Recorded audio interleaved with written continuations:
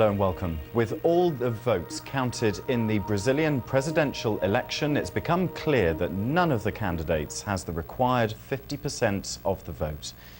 Mrs. Dilma Rousseff won 46% of the vote, and José Serra, the centre-left Social Democracy Party, took 33%. Well, that means that a runoff between Mrs. Rousseff and Mr. Serra will now take place on the last Sunday of October.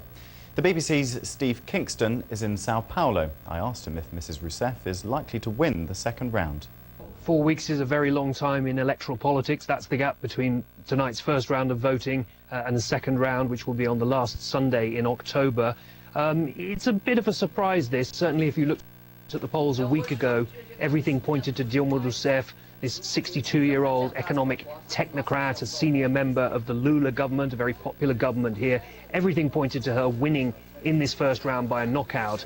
But her supporters slightly drained away in literally the past, 48, 72 hours. And if you look at the polls, there's one specific group that seems to have left her. That's evangelical Christians, about roughly 1 in 4 Brazilians. According to the polls, they became suspicious late in the campaign about the views of Dilma Rousseff on abortion in particular. And what seems to have happened is that some of them may have defected to another candidate called Marina Silva of the Green Party. She's a devout Christian. She's put in a very strong performance tonight, coming third. She won't play a role in that runoff. The runoff will be between Dilma Rousseff and José Serra, who's the former governor of Sao Paulo, a very well-established politician here. He looked to be out of this race, again, just a week or so ago, but he lives to fight another day, and there's another month of very interesting campaigning to come. Just briefly, Steve, if you can, what issues have been at play in this election?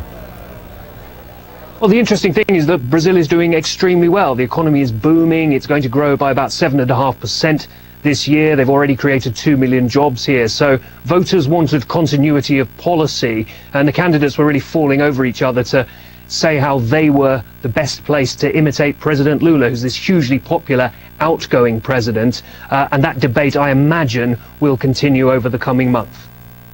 Steve Kingston reporting.